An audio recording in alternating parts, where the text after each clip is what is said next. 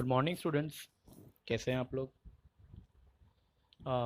आज हम शुरू करेंगे 9th चैप्टर जो हमने लास्ट वीक में किया था, उसके अगले सेशन को।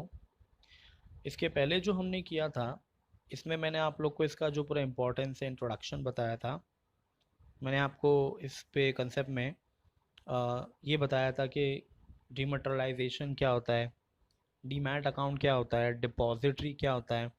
फाइन। तो एक बार मैं फिर से उसको रिपीट कर देता हूँ ताकि आपको एक अच्छा सा रिकैप मिल जाए इसका। सबसे पहले फिर से कहता हूँ, डिपॉजिटरी। डिपॉजिटरी क्या है? गवर्नमेंट का ऑर्गेनाइजेशन है जिसका काम क्या है, ऑफलाइन की चीज़ों को यानी फिजिकल चीज़ों को, पेपर वर्क को ऑनलाइन में कन्वर्ट करने का। ये कभी शुरू हुआ था? 1996 में। ओके, जब इंटरनेट इंडिया में आया था। एंड देन उसके बाद इसमें जो प्रोसेस का नाम है डीमटेरियलाइजेशन, इसको हम कहते हैं जब कोई फिजिकल चीज़ ऑनलाइन में कन्वर्ट होती है, उसे हम कहते हैं डीमटेरियलाइजेशन। देन डीमैट अकाउंट की बात आती है, तो डीमैट अकाउंट क्या होता है? जिस तरीके से हम सेविंग अकाउंट ओपन करते हैं बैंकों में, उसी तरीके से डीमैट अकाउंट होता है। जिस किसी पर्सन को इंडिया में शेयर्स में डील करना है, उसे कौन सा अकाउंट ओपन करना पड़ेगा? Demat account. ओके। अब उस पहले वाले सेशन में हमने क्या क्या देखा था कि किस तरीके से पेपर वर्क होता है, उसके क्या क्या प्रॉब्लम्स हैं, क्या क्या रिस्क अवेलेबल हैं, क्या क्या एफर्ट्स लगते हैं, डिले होता है, रिस्क ऑफ बैड डिलीवरी होता है, and many more things. Right. तो ये बात तो है, काफ़ी सारी चीज़ें थी उसमें, है ना। फिर उसके कुछ एडवांटेजेस भी हमने देखे, ये जो दिया हुआ है आपके सामने अभी, डिपॉजिटरी सिस्टम का। अपने आप में इसमें रिस्क कम हो जाता है, सेफ्टी बढ़ जाती है, इजी ट्रांसफ़र ऑफ शेयर्स हो जाता है, and all. Then we have this, उसमें सिक्योरिटी मिल जाती है लोन के अगेंस्ट में, मतलब लोन भी मिल जाता है हमको। कंपनी के पॉइंट ऑफ व्यू से फ़ायदा क्या है? कंपनी का टाइम बचता है, पेपर वर्क बचता है, और उनको भी एक रिकॉर्ड कीपिंग में बहुत ही बेनिफिट होता है। Right students. सो आज से मैं एक उम्मीद करूँगा कि आप इसको पूरा अच्छे से सुने और आपको ये कंसेप्ट ओरली ही समझ में आ जाएगा। राइट। ये देखिए, डिपॉजिटरी जो कि अपने आप में एक ऑर्गेनाइजेशन है, डिपॉजिटरी पार्टिसिपेंट जिसको मैं ब्रोकर का नाम दे सकता हूँ। फाइन। फिर आती है बात ये बेनिफिशियल ओनर की, तो ये वो इन्वेस्टर है चाहता है जो चाहता है इसका पेपर का जो कंसेप्ट है वो किस में कन्वर्ट हो जाए? ऑनलाइन में। राइट। किस में कन्वर्ट हो जाए? ऑनलाइन में। और इशूअर कंपनी क्या होती है? जो कंपनी में उसने शेयर्स खरीद रखे हैं। मान लीजिए मैंने रिलायंस कंपनी में शेयर्स खरीदे थे कभी 1995 में। कहाँ पे कभी खरीदे थे? समझो 1995 में, बराबर। अब आज 2020 में सपोज करके मुझे वो बेचना है, तो मतलब मैंने उस शेयर्स को कितने साल रखा अपने पास? 25 साल रख लिया। बट आज का कंसेप्ट तो ऑनलाइन का है। अब जब मैं इसे बेचने जाऊंगा ना, तो नहीं बिकेगा, पेपर वर्क है ना, इट्स अ पेपर वर्क। तो ये आज नहीं चलता। मुझे सबसे पहले किसके पास जाना पड़ेगा? डीपी के पास। डीपी अभी बताया था, दैट इज़ अ ब्रोकर। अब वो ब्रोकर भी कौन हो सकता है? वी कैन से दैट ये ब्रोकर बेसिकली बैंक वाले भी होते हैं और अलग अलग ब्रोकर भी होते हैं। और जो मैं जा रहा हूँ, तो मैं क्या हुआ इसमें? इन्वेस्टर हुआ। अब इसमें इशूअर कंपनी कौन हुई? रिलायंस हुई, जिससे मैंने ये शेयर्स खरीदे थे। समझा आप लोग को स्टूडेंट्स? चारों कंसेप्ट क्लियर हुआ? डिपॉजिटरी बोले तो ऑर्गेनाइजेशन जो कि गवर्नमेंट का है। और देखिए, दो डिपॉजिटरी है, that is one is an NSDL and CDSL। आपके देखिए पेरेंट्स के पास जो पैन कार्ड होगा, उस पैन कार्ड के बैक साइड में इनमें से एक चीज़ लिखी होती है, डिपॉजिटरी का नाम। क्योंकि ये पैन कार्ड भी जो बना है, ये भी तो अपने आप में वही हुआ ना, ऑनलाइन कंसेप्ट। बिकॉज आज देखिए बैंकों में कैसे पैन कार्ड की कंपलसरी होता है। इसके बिना देखिए कोई काम होता नहीं है। क्यों ऐसा ज़रूरी है? बिकॉज पैन कार्ड के होने से सामने वाले का पूरा इनकम स्टेटस पता चलता है, उसके एक्सपेंसेस पता चलते हैं। बराबर है। अगर ये सब चीज़ें ना हो तो फिर प्रॉब्लम हो सकती है। तो इसमें इनकम टैक्स अथॉरिटी ने भी अपने आप में सहयोग दिया और ये चीज़ों का एक एस्टैब्लिशमेंट हुआ। बराबर है। चलिए अब डिपॉजिटरी को डिटेल में पढ़ते हैं। सबसे पहले देखिए, it's an organisation like the central bank that is an RBI where in securities are held in electronic form that is online. किसकी रिक्वेस्ट पे? इन्वेस्टर की। मतलब मैं ही चाहता हूँ ना, जब अकाउंट ओपन होता है ना, ये डीपी ओपन करवा के देता है। कौन? ये डिपॉजिटरी पार्टिसिपेंट। बराबर। और ये अकाउंट असल में होता कहाँ है ओपन? डिपॉजिटरी के पास होता है। मतलब करवाने का काम डीपी का है। माने ये कराएगा ये पर्सन, अकाउंट ओपन होगा यहाँ पे। किसका होगा? मेरा होगा। बराबर। It is also provide different services related to different transaction in such security. It is responsible for safekeeping of investor security. There is no direct access of investor with depository. It works as a link between the company and the investor. Yes. अभी देखिए, company अपनी जगह पे और investor यहाँ। अभी अगर इसका पेपर में होता तो कंपनी में कोई काम ही नहीं बनता। इनडायरेक्टली ये काम इनका ही होता है, लेकिन करवाने का काम किसका? डीपी का। और इसको ऊपर से मैनेज कौन करता है? ये डिपॉजिटरी करता है। क्लियर है स्टूडेंट्स? आई होप सो आपको कोई कन्फ्यूजन नहीं होगा। आप एकदम रिदम में सुनिएगा, जिस तरीके से मैं लिख रहा हूँ आपको ये बराबर आएगा। ठीक है। तो डिपॉजिटरी का तो यहाँ पे पूरा होता है। आगे देखते हैं। Depository participant. डिपॉजिटरी पार्टिसिपेंट अपने आप में क्या होता है? एक तरीके का एजेंट होता है। कौन होता है? एजेंट। किसका? डिपॉजिटरी का। ये डिपॉजिटरी पार्टिसिपेंट जो मैं बार बार वर्ड यूज कर रहा हूँ, इसको डिपॉजिटरी मत समझिएगा, ये एक ब्रोकर होता है। ठीक है। और DP is registered under SEBI act. ये जो डीपी बोले तो ये ब्रोकर जो होता है ना, वो सेबी के अंडर रजिस्टर्ड होता है। और जो भी इसको नियम कानून होते हैं वो सेबी के मानने पड़ते हैं।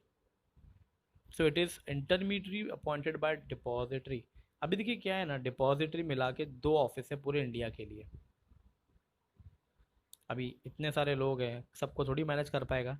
तो इसलिए डिपॉजिटरी ने अपना ये काम किसको सौंप दिया? डीपी को। और डीपी अभी थोड़ी देर पहले मैंने बताया था कौन है? Bank. DP act as a link between depository and the investor. It directly deals with the customer. It sends statement of account periodically. Yes. एक तरफ डिपॉजिटरी, यहाँ इन्वेस्टर, और बीच में डीपी है ना। डीमैट अकाउंट जो ओपन हुआ है, फाइन। तो डिपॉजिटरी के पास जो अकाउंट ओपन हुआ है, कराया किसने? डीपी ने करवाया। किसका ओपन हुआ है? इन्वेस्टर का हुआ है। अकाउंट का नाम क्या है? Demat account. सो इनडायरेक्टली पूरा रेशो जो घूमता है वो डिपॉजिटरी के पास ही है। It functions like as a securities bank. Yes, जिस तरीके से एक बैंक फंक्शन करता है वैसा ही है। And that facilitate the डीमेटेरियलाइजेशन। वही जो पेपर की चीज़ों को किस में कन्वर्ट करता है? ऑनलाइन में। It credits securities in the event of rights issue and bonus issue. अब राइट्स इशू बोनस इशू मैंने आपको देखिए चैप्टर नंबर 2 में बताया था। राइट्स इशू क्या होता है? जब ऑलरेडी किसी के पास पहले से क्या होते हैं? इक्विटी शेयर्स, और उसको दोबारा नए शेयर्स खरीदने का ऑफर जाता है। That's called as a rights issue. Bonus issue क्या होता है? क्या मिलते हैं? Bonus share. बराबर। ये बोनस शेयर मिलता है। ये बोनस शेयर किसको मिलता है? सिर्फ और सिर्फ इक्विटी शेयर होल्डर को मिलता है और किसी को नहीं मिलता है। It handles instant transfer of पे आउट्स लाइक डिविडेंड, इंटरेस्ट, ये भी उसको ही मिलता है। It settles trade electronically. Following can be work as DP, financial institution, banks, approved foreign banks, custodian responsible for overseeing operations of assets fund, stock brokers, clearing corporation, NBFC, registrar to issue share transfer. ये सारे काम DP कर सकता है. Fine, bank वाला काम तो कर ही रहा है, फाइनेंशियल इंस्टीट्यूशन का भी कर रहा है, approved bank, foreign bank, even though custody में रख सकता है एसेट्स को. एंड इवन साथ साथ में क्या कहते हैं इसको, registrar to issue to share transfer agents भी है.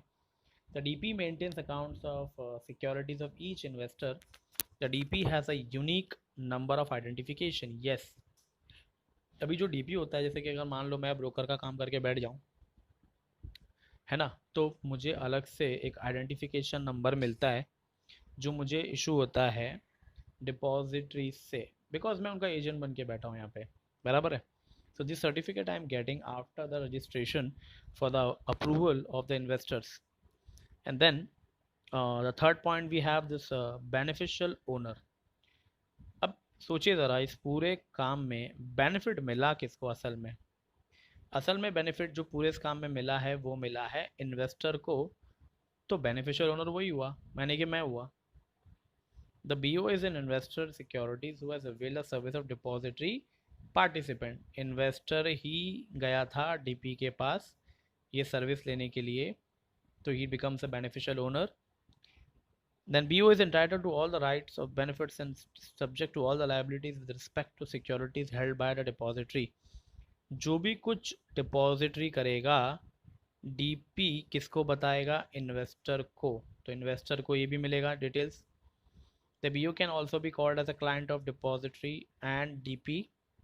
यस, वो भी उनका क्लाइंट ही हुआ ना. मैं जब किसी के पास जाके कोई काम कराऊँ तो मैं क्लाइंट ही बना. BU client is required to open a demat account with DP for electronic holding securities. BO has to pay charges to the DP for availing the service of DP. Then BO is given a unique account number in which securities are held. Fine. एक जैसे कि अगर मैं bank में जाऊंगा तो मुझे bank का अकाउंट नंबर मिलता है, उसी तरीके से मुझे मिलता है क्लाइंट आइडेंटिफिकेशन नंबर. और ये मुझे कौन प्रोवाइड करता है? डीपी देता है. और ये जनरेट कहाँ होता है? डिपॉजिटरी के पास. Then we have this the issuer company.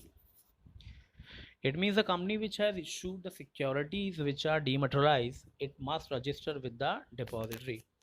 मतलब जिस कंपनी से मैंने शेयर्स लिए थे ना, वो किसके पास रजिस्टर होनी चाहिए?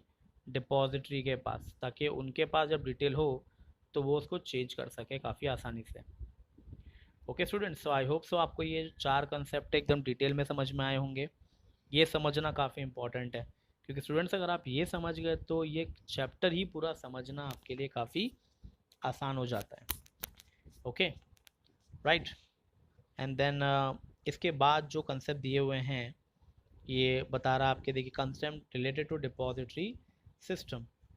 तो देखिए जैसे मैंने आपको बताया डीमटेरियलाइजेशन क्या होता है. Physical format, that is a paper format which is converting into online, that is simply known as a dematerialization. Fine. So dematerialization के लिए क्या करना पड़ता है? क्लाइंट को अपने सर्टिफिकेट्स जो होते हैं ना वो सरेंडर करने पड़ते हैं डीपी के पास, और साथ साथ में डीमैट रिक्वेस्ट फॉर्म उसको फिलअप करके देना होता है. और डीपी इस चीज़ को कहाँ पे दे देता है? डिपॉजिटरी के पास, ताकि उसका ये सारा काम जो है पेपर वर्क का ये ऑफलाइन का ऑनलाइन में कन्वर्ट हो जाए. बराबर. रीमटेरियलाइजेशन इसका उल्टा कर दीजिए, दैट इज ऑनलाइन का काम जो है वो किस में कन्वर्ट हो रहा है? पेपर वर्क में हो रहा है.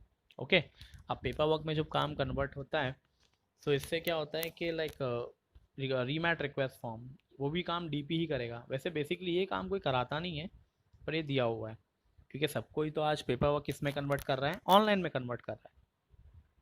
Then we have a fungibility. Fungibility का मतलब क्या होता है?